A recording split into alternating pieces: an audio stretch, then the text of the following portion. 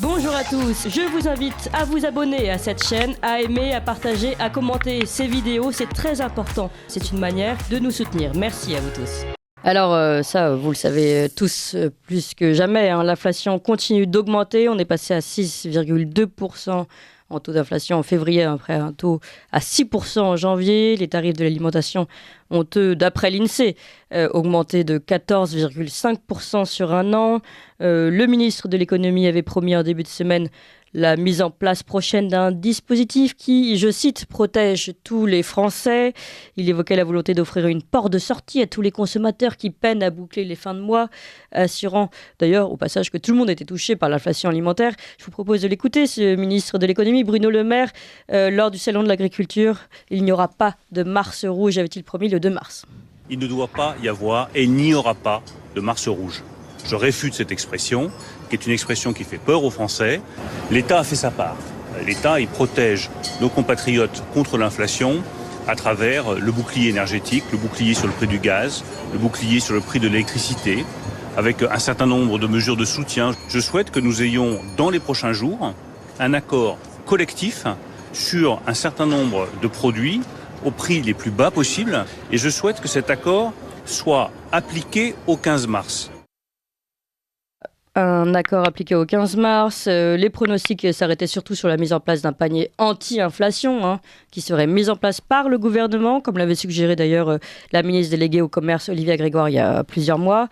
Et puis, on a lu cette interview d'Alexandre Bompard, le PDG de Carrefour, dans le JDD dimanche, qui nous révélait finalement que le panier anti-inflation a été abandonné par le gouvernement et finalement laissé à la main des grandes enseignes.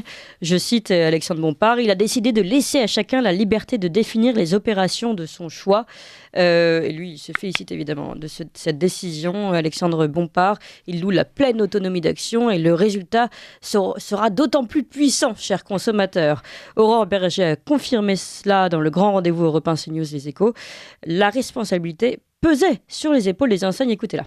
On peut en parler de la responsabilité de la grande distribution. Quand vous faites 40% de taux de marge sur le jambon, par exemple, qui est probablement l'un des aliments les plus consommés dans notre pays, qui se retrouve dans tous les frigos des Français quasiment, avec lequel vous nourrissez vos enfants. Quand vous faites 40% de taux de marge, je ne pensais pas que la grande distribution, elle peut aller un petit peu plus loin. Quand vous faites 80% de taux de marge sur les pâtes, les pâtes, il n'y a pas un aliment presque plus essentiel, notamment pour les familles les plus modestes. Vous ne pensez pas que vous pouvez faire un effort ? Ce que je dis par contre à la grande distribution et ce que nous avons fait à l'Assemblée nationale, c'est que cet effort, il ne peut pas se faire sur le dos de nos agriculteurs. On a eu toute cette semaine le salon de l'agriculture qui a eu un record d'affluence parce qu'il y a un attachement, et tant mieux, des Français à la ruralité, au monde agricole. Mais ce n'est pas nos agriculteurs qui doivent payer le prix à la fin. Et on a protégé la rémunération des agriculteurs. Et de la même manière, ce n'est pas nos TPE et nos PME qui doivent en payer le coût. Donc encore une fois, chacun doit prendre sa part. L'État a pris sa part, à la grande distribution de prendre la sienne. Alors, l'État a-t-il vraiment pris sa part ? C'est en tout cas bien au tour de la grande distribution de prendre la sienne. Ça, on a compris le message passé par le gouvernement. Alors, pour mieux comprendre cette communication sur ce panier de l'inflation et sur l'inflation tout court, eh bien, nous sommes avec Philippe Erlin et Nicolas Vidal. Bonjour Philippe Erlin. Bonjour. Et merci beaucoup d'être avec nous ce matin. Vous êtes économiste, spécialiste des questions monétaires, chroniqueur, docteur en économie du Conservatoire national des arts et métiers, auteur notamment de Bitcoin, comprendre et investir aux éditions Erol, et Nicolas Vidal, que vous connaissez bien, chers auditeurs, fondateur de Putsch Média. Philippe Erlin, pour commencer, c'est quoi cette espèce de tour de passe-passe, cet transfert de responsabilité du gouvernement aux enseignes ? Vous en pensez quoi ? C'est un peu factice, parce que de toute façon, le gouvernement n'avait pas le moyen d'imposer un panier anti-inflation.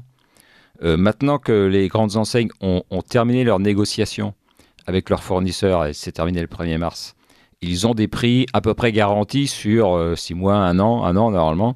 Donc là, ils peuvent faire un panier anti-inflation. C'est-à-dire que les nouveaux prix qui vont s'afficher, ils peuvent garantir qu'ils n'augmenteront pas pendant un an, parce que c'est des tarifs qui ont été négociés avec leurs fournisseurs. Donc voilà, eux, ça leur coûte pas grand-chose de le faire. Oui, un petit coup de com' pour dire on vous soutient, on est là avec vous. Maintenant, les chiffres que cite Aurore Berger me semblent un peu bizarres. 40% de marge sur le jambon, 80% sur les pâtes.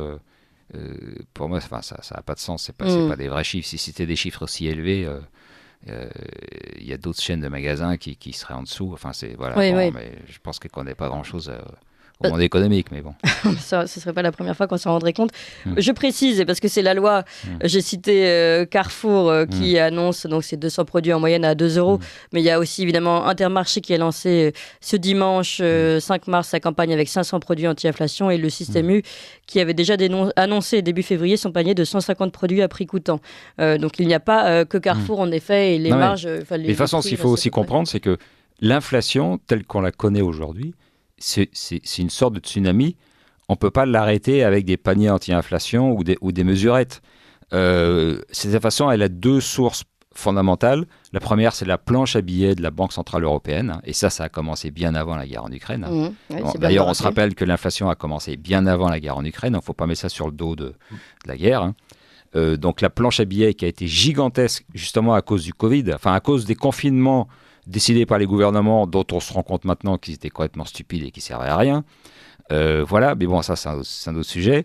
Donc il y a eu un arrêt de l'économie, il a fallu payer les gens à rester chez eux, donc ça a coûté une fortune. Et toutes les obligations qui ont été émises par les États pour financer tout ça ont été rachetées par la Banque Centrale Européenne, et le bilan de la Banque Centrale Européenne a explosé. Donc il y a une quantité de monnaie gigantesque qui a été créée en peu de temps.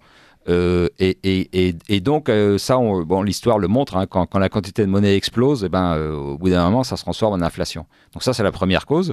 La deuxième cause, c'est l'énergie. Et là, quand j'entendais tout à l'heure Bruno Le Maire qui disait « l'État a tout fait », c'est faux. Parce que s'il y avait une chose à faire qui n'aurait rien coûté en dette, parce que ce qu'il a fait, c'est des boucliers énergétiques qui coûtent une fortune pour les finances publiques, hein, mais il y avait une chose très simple à faire qui n'aurait rien coûté, c'est de sortir du marché européen de l'énergie, de l'électricité, parce que l'électricité est indexée sur le gaz, alors que nous, en France, on a des moyens de production qui permettent de garantir un prix de l'électricité très bas, qui permettrait à tous nos artisans, boulangers et entreprises de vivre sans difficulté, alors que là, beaucoup sont mis en difficulté, en faillite, ou ils arrêtent des usines. Donc, en sortant du marché de l'électricité, comme l'ont fait l'Espagne et le Portugal, il ne faut pas nous dire que ce n'est pas possible, eh bien, on aurait eu une baisse du prix de l'électricité. Bruno Le Maire, le gouvernement et Macron n'ont pas voulu faire ça parce qu'ils préfèrent... On nous a vendu un bras de fer tout de même sur la question. Non, mais ça c'est du cinéma. Vous n'avez pas suivi le bras de fer Ça c'est le du match cinéma. de boxe. Ça c'est du cinéma pour faire croire aux Français que le gouvernement agit. Il est très simple de dire on sort. Surtout que maintenant que toutes nos centrales sont remises en fonctionnement, on va très peu dépendre de l'étranger. Donc on peut tout à fait dire... comme l'Espagne et le Portugal qui n'ont rien négocié, ils ont dit on sort. Voilà. Donc Macron pourra dire on sort du marché. Ça n'empêche pas les interconnexions, bien sûr. Hein. On peut continuer d'acheter. D'ailleurs, les interconnexions existaient et les échanges existaient avant que le marché européen d'électricité tel qu'on le connaît aujourd'hui soit mis en place. Donc c'est faux de dire que l'un dépend de l'autre. Voilà. Donc on sort du marché d'électricité. Immédiatement, ça permet d'avoir des coûts d'électricité extrêmement bas et qui permettent de lutter contre l'inflation. Voilà. Donc comme on ne fait rien contre ces 2 causes, parce qu'on continue les déficits, nous, en France, et d'autres pays s'y mettent, hein, même l'Allemagne, qui jusqu'ici était en excédent budgétaire, ils font exploser ils font un bouclier énergétique et puis ils font exploser leurs dépenses d'armement aussi. Beaucoup d'autres pays européens le font aussi. Donc les déficits vont continuer, donc la planche à billets va continuer. Donc ça, c'est une vraie source de l'inflation. Et puis l'énergie va augmenter. Et puis le gaz aussi, je pense que le gaz va augmenter parce que quand on regarde le cours du gaz, il y a une explosion à l'été, au moment où l'Europe dit « c'est une catastrophe, on va risque de manquer de gaz cet hiver, donc on va en acheter plein, on va remplir nos stocks. » Ok, bon, ils ont rempli les stocks, c'est-à-dire qu'ils ont rempli les stocks, ils l'ont fait à un prix élevé parce que quand vous dites à tout le monde que vous avez le couteau sous la gorge, les vendeurs en profitent. Hein, voilà, c'est la règle du jeu, c'est le marché. Hein. Et puis, une fois que comme les stocks ont été remplis, après, le flux d'achat s'effondre. Donc, les cours s'effondrent. Mais il faut savoir que les stocks européens pour le gaz, ils durent à peu près pour 2 mois de consommation. Donc là, on sort de l'hiver, il va falloir recommencer à les re-remplir. Et là, les prix du gaz risquent d'augmenter. Et ça va avoir un impact sur toute l'économie aussi. Alors, on va continuer d'en parler, évidemment, et avec Nicolas Vidal qui a d'autres choses à nous raconter, hein, notamment ces TikTokers en colère. On continue, mais il est 8h01 sur Ligne Droite et c'est l'heure des informations avec Adèle Asner. Ligne Droite. Chevalier de la table ronde. Oui, non. La table ronde. Et nous sommes toujours avec Philippe Erlin, économiste spécialiste des questions monétaires, auteur de Bitcoin, comprendre et investir aux éditions Erol, et Nicolas Vidal, fondateur de Putsch Media. Alors Philippe Erlin, pour vous résumer, finalement, on a entendu Aurore Berger s'exprimer tout à l'heure, enfin un extrait d'Aurore Berger qui disait « L'État a pris sa part dans la lutte contre l'inflation, c'est le tour des enseignes ». Vous nous avez dit finalement l'État n'a absolument pas pris sa part, il y avait deux choses à faire. Elle est responsable avec 2 points, la planche à billets et le marché européen de l'électricité, et elle ne l'a pas fait. Nicolas Vidal, vous avez entendu Philippe Erlin, on voit évidemment la responsabilité du gouvernement sur cette question de l'inflation, et on voit de l'autre côté cette population qui va manifester déjà demain, mais qui manifeste autrement également, par les réseaux sociaux notamment. Oui, vous avez raison, Clémence. Bon, sur l'état des lieux dit par Philippe, c'est exact. Hein, je suis assez d'accord avec lui, bien entendu, sur le marché unique de l'énergie, sur l'engagement du gouvernement, qu'il n'y a absolument rien. D'ailleurs, il faut quand même dire, et après on parlera bien sûr de TikTok et de la révolte sociale. Faut quand même savoir que qui a fait des profits dans cette histoire d'inflation. François Lenglet sur TF1 l'a balancé la dernière fois. C'est pour Unilever, c'est 25%. C'est Moutarde Amora, Magnum, les biscuits Milka plus 10%, Procter et Gamble qui font la lessive Ariel et les rasoirs Gillette, c'est 19 milliards de redistribution aux actionnaires. Donc ces gens se moquent de nous, on continue dans la liquidation sociale. Et pour le panier anti-inflation qu'Olivia Grégoire et le gouvernement ne savent pas abandonner, il faut quand même savoir, les copains, que ce panier anti-inflation, il a été mis en Grèce. Allez voir ce qui s'est passé en Grèce en 2015, vous allez à un moment donné claquer des molaires. La réalité, c'est que le panier anti-inflation en Grèce est un échec absolu. Donc je finis là-dessus, c'est quand vous commencez à parler de panier anti-inflation qui ne se fera pas. C'était d'ailleurs la même chose, rappelez-vous, sur l'échec alimentaire. Ça fait 1 an et demi que ces gens nous bassinent à l'échec alimentaire. La réalité, c'est qu'on est en véritable processus de dévaluation intérieure, vu qu'on a vendu la France et la découpe sur tous ces aspects. Oui. Aujourd'hui, on est dans dévaluation intérieure. On essaye de faire avec un hocher avec le panier anti-inflation. La Grèce a été mise à genoux en 2015 par la Troïka. Et la réalité, c'est qu'aujourd'hui, je l'ai toujours dit, ça fait un moment que je le dis, si à un moment donné, les Français se réveillent pas sur ces questions d'inflation, de pouvoir d'achat, de marché de l'énergie et de la réforme des retraites, de la réforme de l'assurance chômage, la France 2023, ce sera la Grèce de 2015. Passons là-dessus. Donc ça, c'est une réalité qui aujourd'hui, on se retrouve que ce pays est en train de s'effondrer, on le sait, bien entendu, et que le gouvernement continue à faire son hocher, mais finalement, qui s'engraisse? Ce sont les grands industriels. Parce que c'est ça la réalité, je termine là-dessus. Vous avez les salaires qui n'augmentent pas, le pouvoir d'achat des Français qui est en berne, la malbouffe va arriver, la sous-nutrition va arriver. Regardez ce que dit Christophe Brousset, notamment ce trader qui bosse dans l'agroalimentaire. C'est un scandale. Donc moi, je pose la question, où sont les apôtres de l'hygiénisme du Covid? Où sont ces gens maintenant, alors que les gens vont à un moment donné développer des maladies par une malbouffe absolue? Pour ce qui concerne la révolte sociale et populaire, vous avez raison de le dire, parce que ce qui est très intéressant, vous savez que j'ai suivi... Attendez, Nicolas Vidal, peut-être que d'abord Philippe Erlin veut réagir d'abord à ce premier volet. En fait, donc un hochet, c'est vrai qu'on a dit tout à l'heure, là c'est un panier, avant c'était des boucliers, on a l'impression que de toute façon on ne résout pas le problème. Non, enfin on ne résout pas le problème. Moi, je ne mettrais pas ça sur le dos des multinationales, même si elles en profitent aussi, parce que, mais ça, c'est l'effet de marque, c'est-à-dire que comme elles possèdent des marques qui ont un pouvoir important, ces marques-là, c'est ce qu'on appelle le pricing power, elles peuvent augmenter leur prix, les gens continuent de consommer, les gens continuent de consommer leurs marques préférées de bière, de produits divers, bon, voilà, c'est pour ça qu'elles engrangent des profits. Mais le problème est beaucoup plus grave que ça. Et c'est pas et comme je dis, moi, c'est pas les multinationales. Les multinationales sont pas la cause de l'inflation. Elles en profitent par ailleurs. Oui. Mais le premier à en profiter, c'est l'État, notamment par les rentrées fiscales qu'augmentent. Et il pourrait baisser les impôts, mais ça, il le fait pas. Et par son inaction face au déficit public et face au marché européen de l'électricité, comme je le disais, quoi.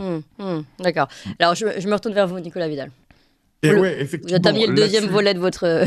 oui, on va parler du deuxième volet. Vous avez raison, mais je suis d'accord avec Philippe. Bien entendu, c'est pas les multinationales qui sont la cause. Mais la réalité, c'est vrai que c'est les Français qui s'appauvrissent. Et bien entendu, vous savez qu'en 2021-2022, c'est plus d'1 million de nos compatriotes qui ont poussé pour la première fois les portes des hard discounters. Et ça, c'est véritablement un chiffre qui fait frémir. Oui, sur la révolte sociale et populaire, vous savez, j'ai suivi les Gilets jaunes depuis le début, même bien avant que ça commence. Et vous aviez cette étrange chose. Les gens, finalement, pousser leurs cris d'orfraie, notamment de désespoir, sur Facebook. Et je me suis rendu compte, ça fait quelques semaines et quelques mois, qu'aujourd'hui, ce qui se passait sur Facebook en novembre 2018 et en début 2019, aujourd'hui, ça s'est transféré sur TikTok. Donc sur TikTok, vous avez des centaines de vidéos tous les jours qui sont tournées de gens qui vont dans les commerces, hypermarchés, supermarchés, et qui commentent finalement en vidéo les prix de l'inflation et qui poussent d'énormes des coups de gueule là-dessus sur ce réseau-là. Donc la question que je pose, c'est moi qui m'intéresse à ces révoltes populaires, c'est je suis en train de me rendre compte que finalement TikTok devient de plus en plus peut-être le foyer incandescent de la révolte populaire, comme les gens. Et pourquoi? Parce qu'il faut se poser la question. Pourquoi? Parce que vous savez très bien que sur Facebook, il y a eu beaucoup de censure. Nous-mêmes, chez Putsch, on en a été victimes, comme vous et d'autres, bien entendu. Et on se rend compte que les gens comme TikTok, bon, en ce moment, il y a cette loi qui a été votée sur les 15 ans et moins pour avoir l'accord parental. Hein. Ça aussi, c'est une belle escroquerie, mais peu importe. On se rend compte que finalement, comme TikTok n'a pas encore pris la main sur le verrou social et de contestation, on se rend compte qu'aujourd'hui, il y a beaucoup de gens qui sont en train excusez-moi de la trivialité, mais de gueuler véritablement sur TikTok. Et c'est intéressant parce qu'au-delà peut-être parfois que c'est marrant, enfin c'est pas marrant, pour moi c'est effrayant, mais on se rend compte qu'il y a un transvasement sur ce réseau social-là où on commence à se rendre compte qu'à bas bruit, finalement, on voit l'état du pays. Parce que c'est très compliqué, par exemple, Clémence, de se rendre compte, avoir une carte générale de l'état du pays, mais sur ces réseaux sociaux, je trouve que c'est intéressant pour moi, journaliste, d'aller fureter, d'aller trouver des vidéos pour se rendre compte de l'état d'exaspération, et même plus que d'exaspération. Je peux vous assurer qu'il y a certaines vidéos, les gens sont verbalement violents, bien entendu, et on peut le croire, puisqu'on voit l'état, bien entendu, du pays, cher Clémence. Alors, c'est un thermomètre. Vous en avez publié un article, et donc nous avons récupéré les références que vous citez. Je vous propose d'écouter 2 extraits de ces TikTokers en colère dans les supermarchés. D'abord, la TikTokeuse qui se prénomme La Fée Clochette. Écoutez. Voilà tout le monde, juste une petite chose, parce que là, faut quand même pas déconner. Alors, j'ai en casino, voilà, 9,50 € le fromage de chèvre. Alors, je sais pas, c'est peut-être du fromage de bouc, hein, il n'y a pas beaucoup de semences, j'en sais rien. Mais en tout cas, là, c'est juste inadmissible. C'est prendre les gens pour des cons. Je suis en train de péter les plombs, de voir les prix. C'est juste, en fait, il faut faire un prêt pour bouffer. Je vous montre le reste après.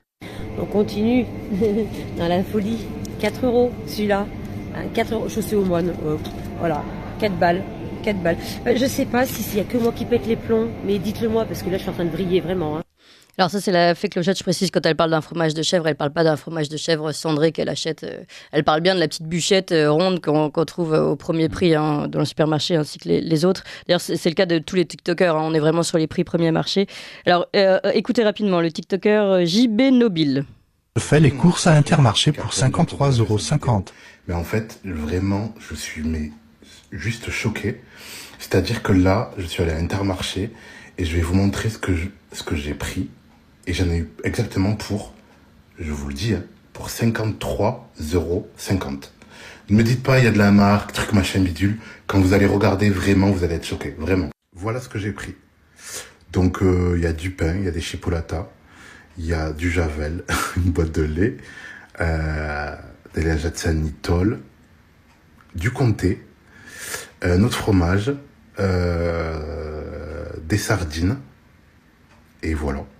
Et un fromage de chèvre. Non mais c'est choquant, mais vraiment c'est très choquant.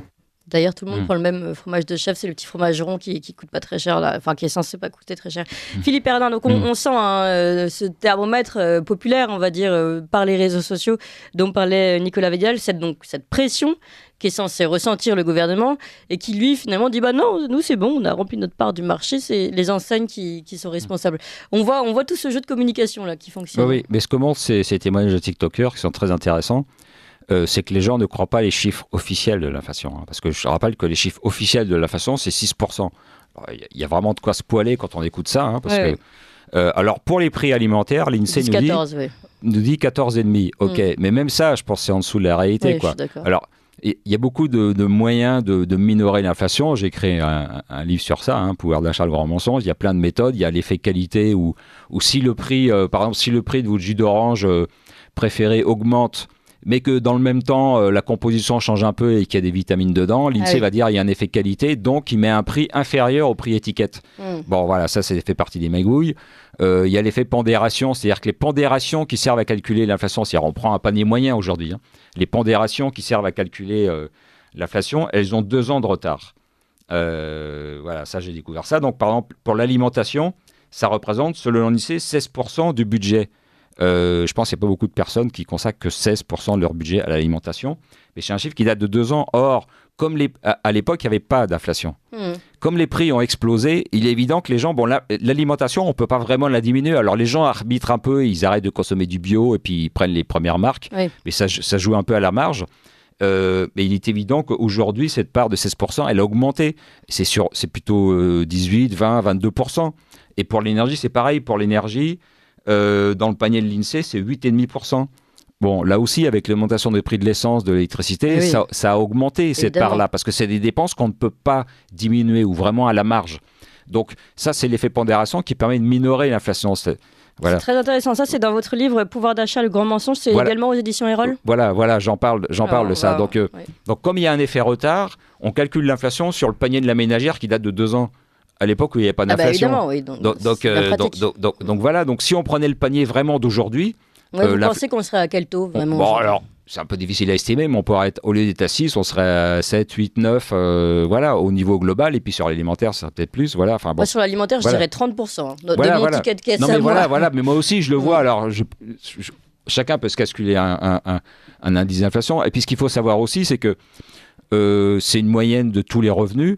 Mais le problème de l'alimentation et de l'énergie, c'est que ça occupe une part très importante pour les ménages qui ont un revenu faible. Bah évidemment. Voilà, parce que c'est des... Voilà. Et c'est donc, non compressible, entre guillemets. Pour ces gens-là, l'inflation réelle, elle est beaucoup plus élevée que le taux moyen. Et eux, ils dégustent vraiment. Et ça va créer des tensions énormes, parce qu'il y a à partir d'un moment, les gens, à bouffer des pâtes toute la journée, c'est pas très bon non plus. Et puis on peut pas se nourrir uniquement avec des pâtes, avec des trucs comme ça basiques, quoi. Hein. Donc il faut aussi manger de la viande, il faut manger des œufs, des laitages, c'est important. Ouais. Et pour de plus en plus de gens, ça va poser des problèmes. Comme le disait Nicolas, il y a de plus en plus de gens qui vont dans les banques alimentaires ou dans les hard discounts. C'est assez catastrophique, parce que comme il disait, ces situations d'inflation, elles arrivent sur une situation économique qui est extrêmement dégradée. Avec la désindustrialisation, avec l'agriculture aussi qui connaît énormément de problèmes, on arrive sur une situation très dégradée. La Suisse, elle souffre beaucoup moins de l'inflation que nous. Ils ont les mêmes problèmes, ils ont les mêmes coûts, ils payent l'électricité et puis le gaz et le pétrole, ils payent au même prix que nous. Hein. Mais eux, ils sont beaucoup moins gênés parce qu'ils ont une industrie qui est encore très vigoureuse, qui est à 20% du PIB, alors que nous, c'est 10%. Hein, et puis c'est une économie, il n'y a pas de déficit public, voilà, donc c'est géré sérieusement. Donc les Suisses, ils souffrent beaucoup moins du problème d'inflation. Nous, on est déjà sur une situation dégradée, donc c'est quelque chose de catastrophique. Et là, pour l'instant, alors selon les chiffres de l'INSEE, le pouvoir d'achat n'a pas diminué en 2022. Bon, moi j'ai des doutes, mais parce qu'évidemment, comme l'inflation est minorée, mais ceci dit, le pouvoir d'achat ne s'est pas effondré en 2022. Le problème, c'est que je pense qu'en 2023, ça risque d'arriver. Et d'ailleurs, au dernier trimestre, on voit une baisse dans la consommation. C'est-à-dire, voilà, donc il risque vraiment d'avoir une baisse importante du pouvoir d'achat, surtout que le bouclier énergique devra s'arrêter en juillet sur injonction de l'Union européenne. Et donc là, les prix d'électricité et tout ça risquent d'exploser. Et ça va mettre énormément, des millions de Français dans la difficulté. C'est quelque chose de catastrophique. Oui, surtout que, rappelons-le, c'est déjà le cas. C'est-à-dire qu'on a déjà toutes nos petites entreprises qui sont aujourd'hui, puis les particuliers, mais surtout les TPE, PME qui sont touchés par l'augmentation du prix de l'énergie. On a parlé des boulangers, mais on peut parler de tous les autres, qui eux-mêmes vont voir donc leur part de marché diminuer parce que les consommateurs eux-mêmes sont en difficulté. Enfin, tout le monde est en difficulté, sauf, encore une fois, on a dit, les grandes enseignes qui tirent leur marge, elles jouent leur jeu. Et puis l'État qui joue le... Ceux qui s'en tirent, c'est les gros. Oui. Les petits boulangers risquent de fermer. Il y a une quarantaine, dernier chiffre que j'ai vu, une quarantaine de fermetures de boulangeries toutes les semaines. Donc c'est tragique. Et les gens vont acheter leur pain dans les grandes surfaces. Les grandes surfaces, elles peuvent plus amortir les coûts. Oui, c'est ça. Donc les gens achètent leur pain là. Voilà. Et ils ont encore moins d'argent qu'avant. Et donc ça profite aux gros. C'est-à-dire que les petits, les indépendants sont éliminés. Et ça profite aux grosses entreprises. Et puis les grosses entreprises internationales, comme les grandes entreprises de l'agroalimentaire, qui ont des marques reconnues que les gens continuent d'acheter, et puis qui sont réparties sur toute la planète, ils arrivent à sauver les meubles à peu près. Quoi, voilà. Et même à profiter un peu de l'inflation. Oui, Nicolas Vidal. Souffrent, voilà. Chiffre aussi qui est extrêmement important, que je disais ce matin en préparant cette émission, cette table ronde, c'est les vols à l'étalage, ils ont bondi de 14%. C'est 42 000 faits répertoriés en 2022. C'est-à-dire qu'aujourd'hui, quand vous voyez ces reportages, et d'ailleurs, vous en avez quelques-uns sur TikTok de témoignages et de reportages là-dessus. C'est-à-dire qu'il y a des gens très bien qui aujourd'hui, parce qu'ils sont au chômage, parce qu'ils ont une condition dégradée économique, ils sont obligés d'aller voler. Alors, ils volent en se mettant sous le t-shirt ou sur la veste, mais aussi, vous savez, ils vont peser des légumes, ils pèsent et puis ils rajoutent. Donc, on se retrouve sur des gens qui n'ont plus d'argent pour jeter à bouffer et qui ont quand même des enfants à la maison, il faut les faire manger. Donc ça, c'est extrêmement intéressant. Et pour répondre à la question de cette table ronde sur, finalement, sur le risque de révolte populaire, vous savez, je vous le dis, je parle sous le contrôle de Philippe, mais j'avais regardé que sous les Gilets jaunes, l'inflation était à 1,8 de l'INSEE. 1,8. Oui. Vous imaginez qu'aujourd'hui, et la réalité des gens qui, sous les Gilets jaunes, les regardaient avec beaucoup de condescendance, même des classes moyennes que je connais qui regardaient les Gilets jaunes avec beaucoup de condescendance,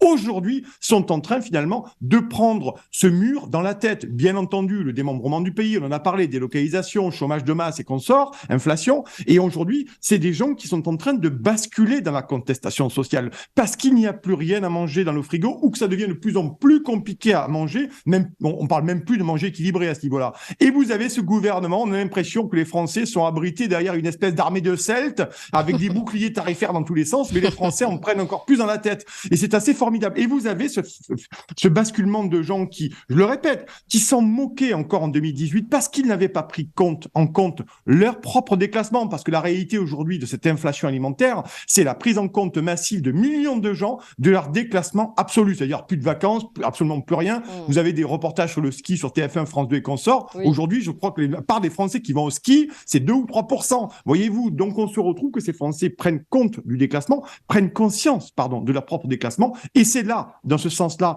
que vous avez cette diversification des vidéos sur TikTok, les autres réseaux sociaux, notamment sur TikTok, où vous sentez poindre la colère populaire et la révolte populaire qui pourrait, bien entendu, il faut pas avoir envie, on est d'accord, mais qui pourrait déboucher sur de la violence populaire parce que les gens, ils ont faim aujourd'hui, concrètement. Voilà. Philippe Erlin. Oui, tout à fait. D'ailleurs, quand on regarde les faillites récentes qui sont passées notamment dans l'habillement, Célio, Camailleux, oui. Voilà, toutes ces marques. Ça, c'est des marques, il y en a une dizaine, Go Sport, tout ça. Tout ça, c'est des marques typiques de la classe moyenne. Voilà. Les gens employés, classe moyenne, allaient dans ces magasins-là. Il y a pas... et le fait qu'elle s'effondre, ça veut dire que la classe moyenne en France, une grosse partie de la classe moyenne en France est en train de s'effondrer et de glisser.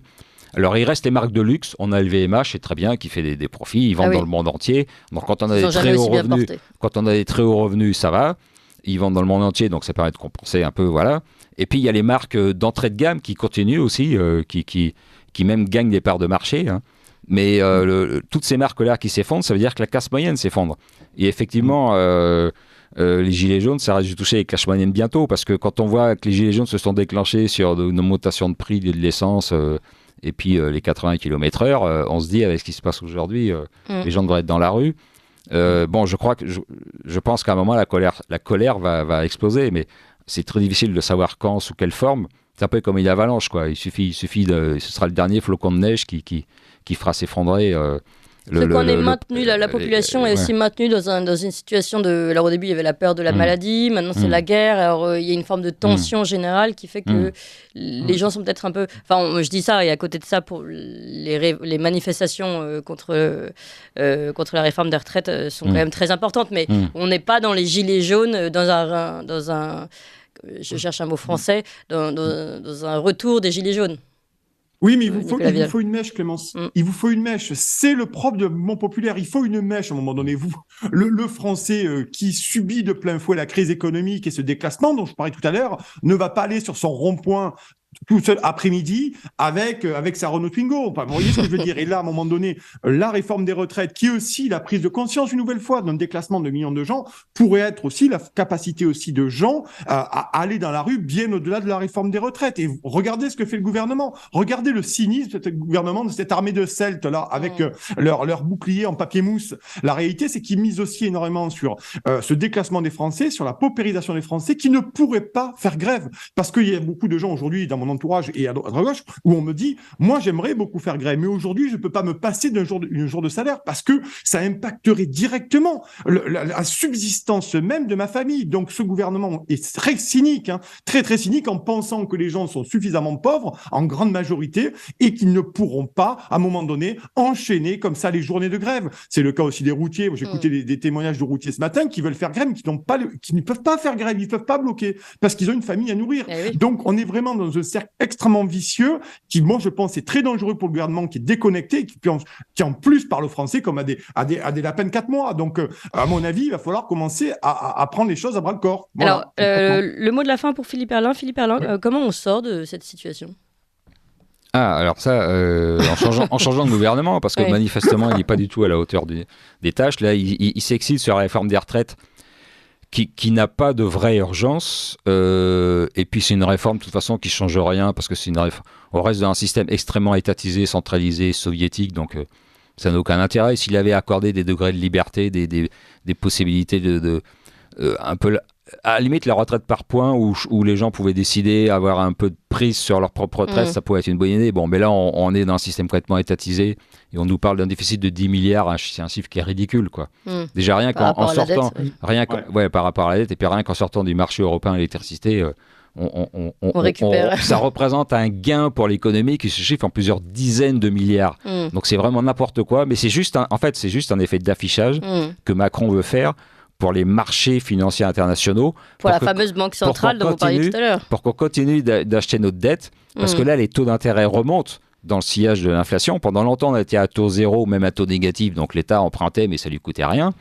Là, ça commence à lui coûter cher, et donc il veut rassurer les marchés financiers internationaux. C'est uniquement un effet d'affichage, cette réforme des retraites. Voilà, donc c'est pour ça que moi qui ne suis pas très proche des syndicats et de la grève et du blocage, là, pour cette fois, je le dis, je suis favorable à cette grève et j'espère qu'elle va avoir un impact fort. Voilà. Oui, c'est intéressant, Philippe Herrlin qui s'allie avec les syndicats. Une annonce qu'on fait demain, peut-être qu'on le verra manifester avec un drapeau rouge. Merci beaucoup en tout cas à vous deux, Nicolas Vidal et Philippe Herrlin. Philippe Herrlin, je vais donner les deux titres. Alors, Bitcoin, comprendre et investir aux éditions Erol, mais celui-ci qui est vraiment dans notre sujet, et j'invite, je pense, tous nos auditeurs et moi-même d'ailleurs, à aller se le procurer. Pouvoir d'achat, le grand mensonge, aux éditions Erol. On comprend comment les chiffres, notamment de ces taux d'inflation et d'augmentation sont manipulés. Merci beaucoup à vous également, Nicolas Vidal, et je précise que vous avez un article sur le sujet, notamment sur la révolte dans les réseaux sociaux, sur Putsch Média, évidemment. Vous appréciez cette émission? Alors aidez Radio Courtoisie à en produire d'autres, en indépendance totale.